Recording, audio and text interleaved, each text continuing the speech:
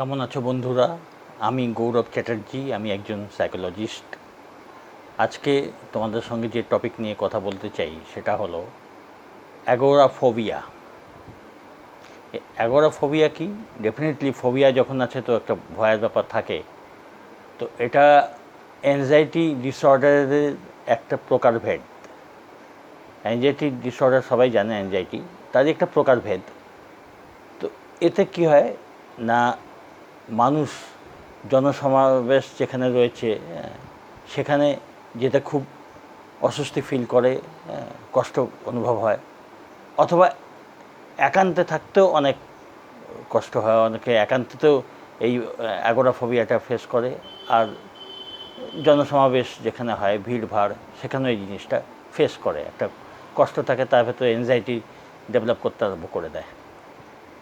তো এটা থেকে পরিত্রাণ পাওয়ার কী উপায় আছে সেই নিয়ে কথা বলবো। এটা অনেক দিন আগে একজন সাবস্ক্রাইবার আমাকে রিকোয়েস্ট করেছিলেন যে অ্যাগোরাফোবিয়া নিয়ে ভিডিও দিতে। তো সেই নিয়েই কয়েকটা কথা বলছি যে যদি এরকম কেউ ফেস করে যে জনসমাবেশের সামনে ভিড়ভাড়ের মধ্যে যেতে, স্পিচ দিতে একটা এনজাইটি ফিল হচ্ছে, একটা সাফোকেশন অনুভব, একটা ভালো না লাগা, একটা অস্বস্তি, কষ্ট, দম বন্ধ হয়ে যাওয়া ভাব, অনেক সময়, সব সময় না, অনেক সময় এরকম হয়।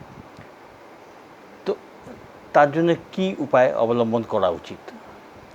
তো দেখো, একটা তো হয় যেহেতু জনসমাবেশে দাঁড়াতে, লোকজনের সামনে বা ভিড়ভাড়ের মধ্যে যেতে কষ্ট হচ্ছে, তো সেক্ষেত্রে কি করা যায়?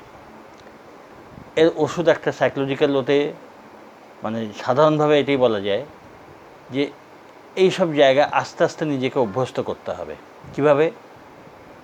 জনসমাবেশে যাও, একা যেতে অসুবিধা হচ্ছে তো একা যেও না, সঙ্গে কাউকে নিয়ে যাও।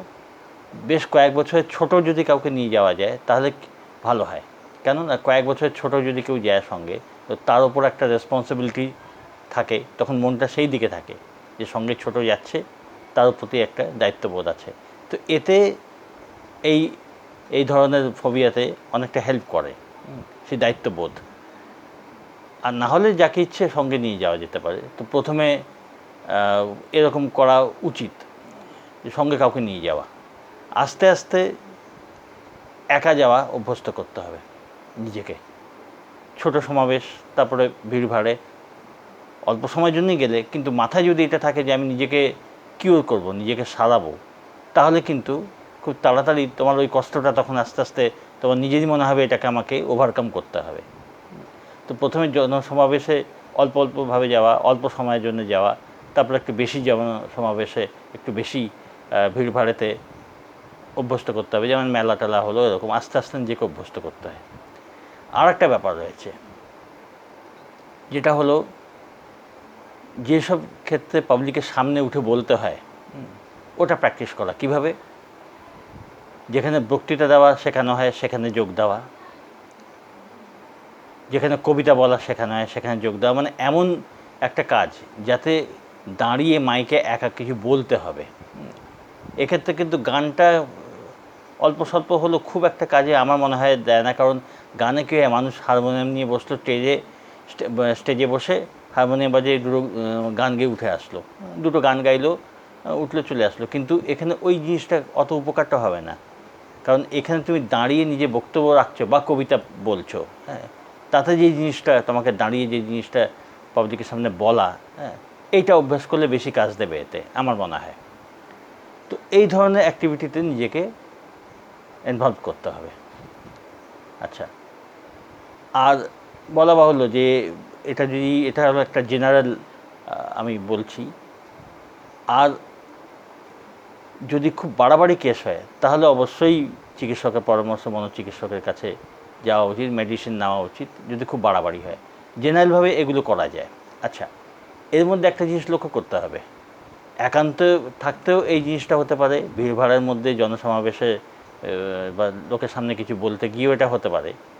তো সেক্ষেত্রে মূল জিনিসটা কি আসছে লক্ষ্য করা যাবে যে অ্যানালিসিস যদি করে দেখা যায়, চিন্তাগুলোকে দেখা যায়, তো তো একটা অসহায় ভাব, একটা হেল্পলেসনেস, এটা কিন্তু ভেতরে আসে যে আমি একদম একা হয়ে গেছি। হ্যাঁ, এটা একান্ত হতে পারে, পাবলিকের মধ্যেও এই ফিলিংসটা হতে পারে যে একটা অসহায় ভাব নিজের ভেতরে কাজ করতে আরম্ভ করে। তো সেটার প্রতিকার করতে গেলে একটা অ্যাফার্মেশন করতে হবে যে আমি সবসময় আত্মবিশ্বাসী এবং লোকে আমাকে সবসময় সব অবস্থায় সাপোর্ট করছে। এই জিনিসটা কিন্তু অ্যাফার্ম করতে হবে যে আমি খুব আত্মবিশ্বাসী, আমার কোনো অসুবিধা নেই এবং লোকে আমাকে, অসুবিধা নেই বলা না বললেও চলবে, আমি খুব আত্মবিশ্বাসী এবং লোকে সর্ব অবস্থায় আমাকে সাহায্য করছে। ভিড়ের মধ্যেও একলা থাকলেও হ্যাঁ, আমি সাহায্য চাইলেই লোকে সাহায্য পেতে পারি। এরকম একটা অ্যাফার্মেশন সবসময় নিজেকে করে যেতে হবে। তো এতে অনেকখানি উপকার পাওয়া যায়। তো এটা তো একটা ব্যাপার রয়েছে। অ্যাফার্মেশনটা খুব কাজ দেয়। একটা অ্যাফার্মেশন মানুষের লাইফে অনেক পরিবর্তন আনতে পারে। তো একই কথা আয়নার সামনে দাঁড়িয়ে বলা যায়, মনে মনে বলা যায়, জোরেও বলা যায়, আয়নার সামনে দাঁড়িয়ে। তাতে যে অসহায় ভাবটা সেটা কাটবে।